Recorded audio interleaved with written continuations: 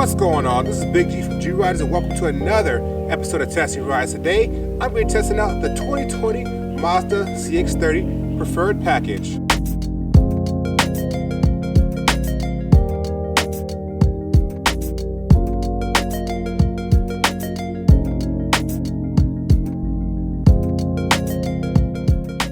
This is the 2020 Mazda CX-30. And the CX-30 is a new model for the 2020 model year. It is supposed to be a vehicle that slots in between the Mazda CX-5 and the Mazda CX-3. So why they just didn't call it the Mazda CX-4, I don't actually understand. Because the CX-30 kind of sounds like a Volvo model, to be honest. But this is definitely a new model and definitely a new approach on the subcompact crossover. And I believe this vehicle is supposed to be replacing the CX-3 at some point, but we'll see.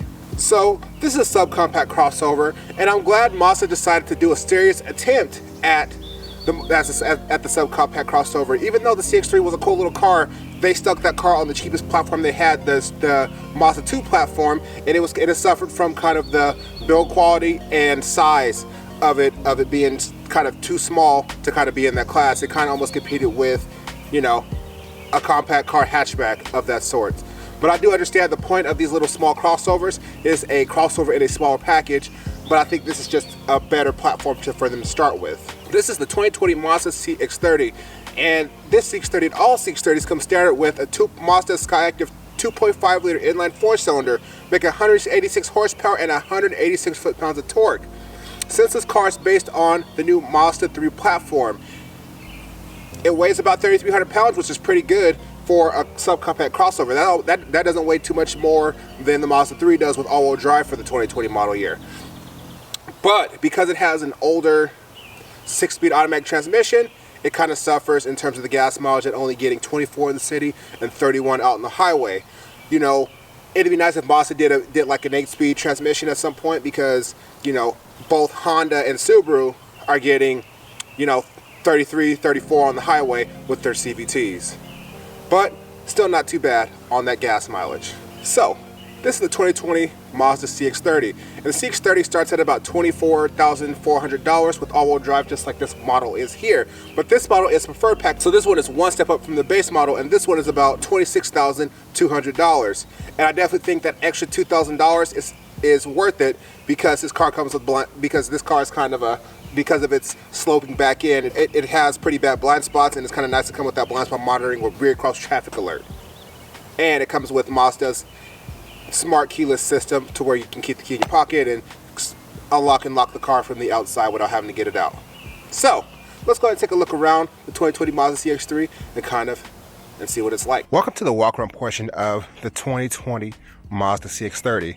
So let's go ahead and take a look at the design on it from the outside first. And one thing I gotta say is Mazda has absolutely been killing it in terms of designs over the last few years, and this one is just as striking. Even though this one is kind of a lifted hatchback type of thing, like, this design is really good. Like, it has all the same old Mazda design cues that have kind of made all Mazda designs look really well over the last couple years. And it is applied very well to this little subcompact crossover. So let's go ahead and take a look at the front here. It has the same kind of aggressive front end that all Mazdas have, kind of with the bigger Mazda badge. It has the adaptive cruise control sensors behind it and everything. So this car has full LED headlights and turn signals now for this model. So let me go ahead and unlock it. You guys can see what it looks like on. They look really nice down there. You know, at first I didn't really notice that when I first seen the car in pictures, but that looks pretty cool. Lock that back. All right. Take it around to the side. Going out to the side, you definitely can tell that the vehicle is based on the Mazda 3, because honestly, it looks kind of like a Mazda 3 hatchback, but just lifted up. This is like the Subaru Crosstrek of Mazda 3s. So it's just almost like the similar type of body style and everything, except it's just lifted a little bit.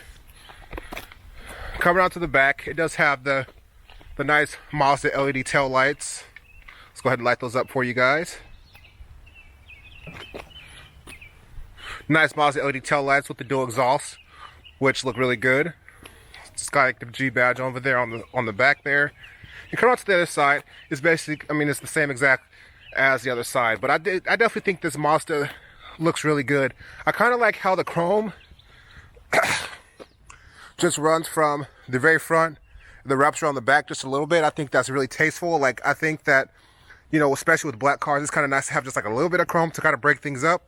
And I think this looks pretty good. Overall, the exterior styling of the 2020 Mazda CX-30 is really nice. It's really striking and really sleek. But as you can see back in the rear, let's come back here. Seeing kind of how small these windows are in the back, and then kind of how bunkerish this car is, especially with no sunroof, is why I'll go for the next one above the base model to get the blind spot monitoring on this vehicle. So let's go ahead and take a look at the interior. Welcome to the interior of the 2020 Mazda CX-30. So taking a look around the interior of the new Mazda CX-30, this car is laid out. This car looks pretty high quality. Like, you have these two contrast colors of of black leather and this like dark blue leather, which looks pretty cool, and it wraps around to both the front passenger and driver's side. It has this nice contrast white stitching across it, which look pretty nice. Actually, it looks really nice for a car that's only like 26 grand. So this is my first time taking a look at the new Mazdas and like at one of the new Mazda's design interiors, and I really like the layout. I like the evolution over the previous one. I like how they kind of put the screen a little bit further back. So even though it is a bigger screen, it's 8.8. This is the 8.8-inch unit. It's a little bit further back. It looks like it's designed and not just like an afterthought, like stuck on like how some Mercedes infotainment screens used to look a couple years ago, and how Mazda kind of copied that. I think this looks way better. And I like how you have a USB up front here, and then your climate controls right there. This car, since it's a lower model, does not have heated seats. You got your four-way flashes there, and then down here you have your basic Mazda controls as you've gotten used to in newer Mazdas. Now you have your navigation, your music, your back, your home button, auto hold, and your favorites, and then your volume knob there. So I'm gonna go ahead and start the car up.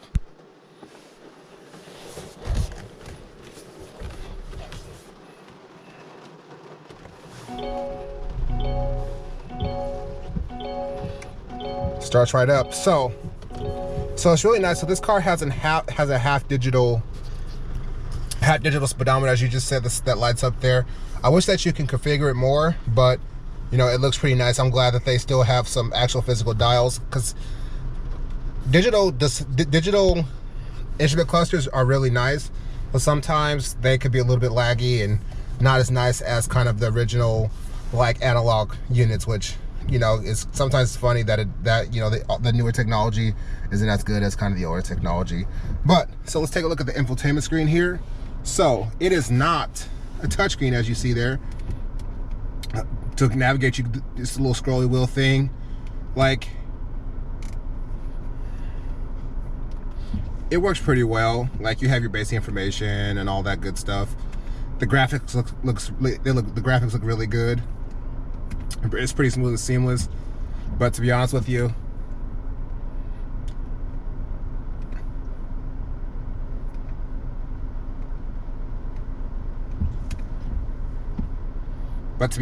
I'm just more of one of those people that I'm just gonna plug in my iPhone and use my Apple CarPlay and not even mess with any of this stuff. But if you are one of those people that like to use this stuff, it works pretty well.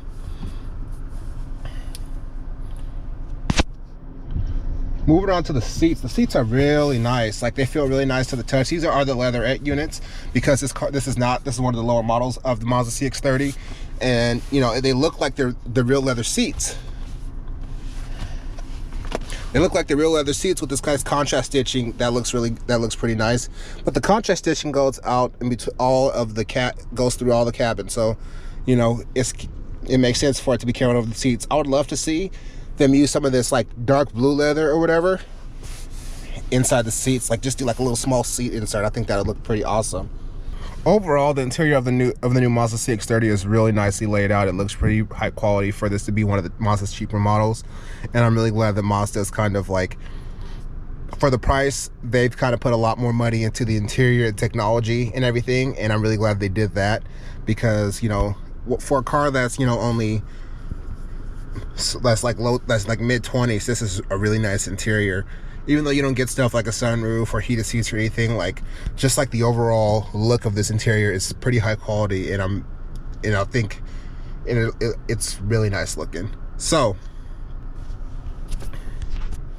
let's go ahead and take this car out on a drive and see how it handles.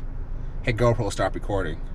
Welcome to the driving portion of the 2020 Mazda CX-30. Let's go ahead and hop out on the road here, see what this thing is like to drive.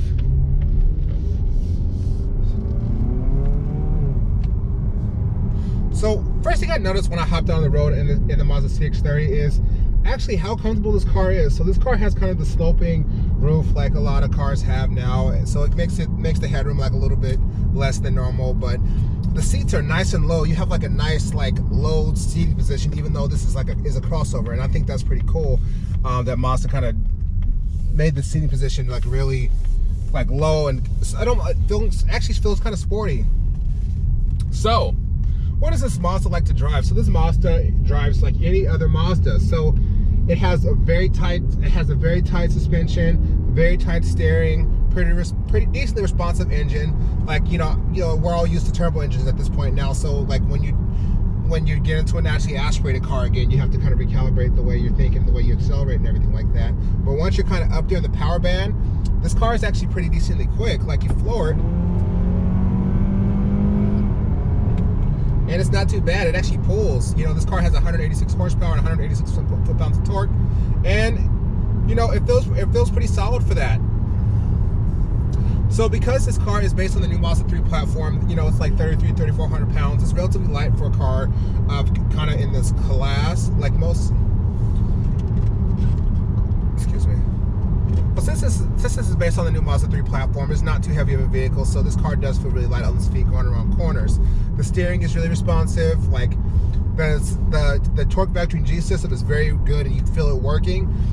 Because this car is based on the new Mazda 3 platform, it does have the cheaper torsion beam rear axle design. So it went from the multi-link rear end. It went from the multi-link rear suspension design to the torsion beam rear suspension design. And honestly, like when I first heard that, I was just like, oh man, Mazda's are not gonna handle as well as they used to. But I'm wrong, because what they did, even though they had to go to a cheaper suspension setup, just honestly, I think they did it mainly because they wanted to give you more technology for the money instead. Even though they went away from the sportier of the feeling for the platform, they did really good tuning with the suspension and the torque G vectoring system. So I honestly, to be honest with you, I haven't even noticed kind of the way this feels. Like I think this car still handles really well. Like I had a little bit of a time last night when I was driving around some of the fun roads around my area, just throwing this thing around the corners. It handled really well, and I was pretty impressed with it. So honestly, like, you know, I didn't have too long with this car, so this is definitely not going to be a very long video. But a couple things to know about this car, if you're looking at getting into one of these, this car is smaller than the Mazda CX-5 by quite a bit. This is more of a Mazda 3 sized SUV. Like if you want a Mazda 3 but you want a little bit extra ground clearance, it's like, you know, if you're buying a Subaru, if you like the Impreza hatch but you want the extra ground clearance, you get a Crosstrek. So this is like the Crosstrek of Mazda's lineup, and it is, but even though it is smaller than the CX-5, the price is smaller than the CX-5's price as well.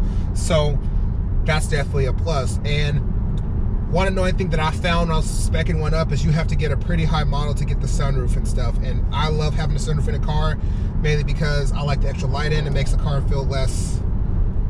Let's get some AC in here. It makes the car feel less cavey when you drive it.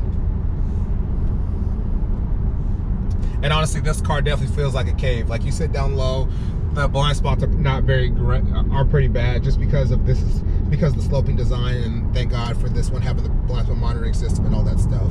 But you do get some good stuff for the money. So I mean, with this car being 26 grand, you are getting blind spot monitoring, adaptive cruise control, Apple CarPlay and Android Auto, a nice clear backup camera, which is, it has to be standard now at this point.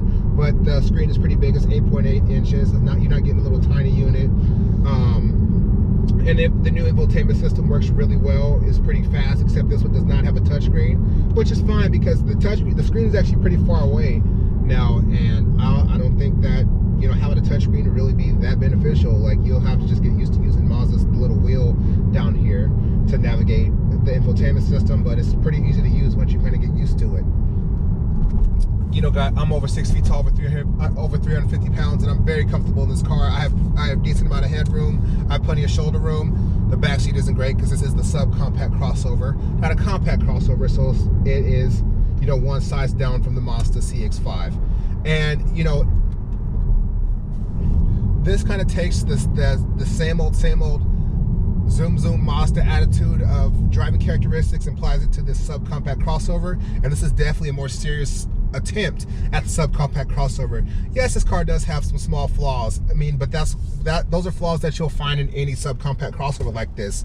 You know, a lot of the times they do just kind of throw this car on the cheapest platform, and you know, Mazda did that initially with the CX-3, but I'm glad they kind of went back to the drawing board on that and decided to put on the Mazda 3 platform, which is a much better platform than the Mazda 2 platform.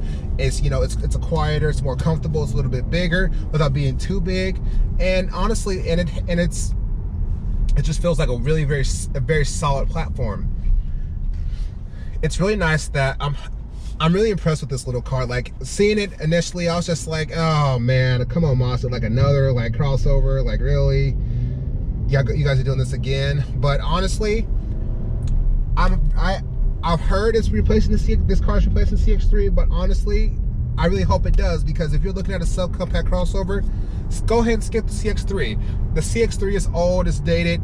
Go ahead and look at the CX-30 only if you're looking at the subcompact crossover. If you know, if you don't want to spend a little bit more money on like the CX-5 or something like that, because this little crossover is fun to drive. It looks very good. It's a good packaging. Like the price is not too bad, and especially with this kind of being it's actually one of the cheaper things on the Mazda dealership lots. Like, especially in the hatchback, I believe the Mazda 3 hatchback, especially like in the mid-range model, like kind of this one is, it starts at a higher price than this. So like, I definitely think this is a great option to look at if you're looking for something hatchy crossover on the Mazda slot. You know, this is $26,000, and I think that's not a bad price at all, considering that you are getting all-wheel drive on this car and some other standard safety features. But so if you're looking for a good-looking, comfortable, pretty, very fun to drive, and very cost-efficient vehicle, you should definitely go take a look at the 2020 Mazda CX-30. Whether you're looking at the base model or you're looking at a loaded model, either way, it's a great car. So if you like this video, hit me with a thumbs up, hit that subscribe button, keep riding me. Thanks for watching.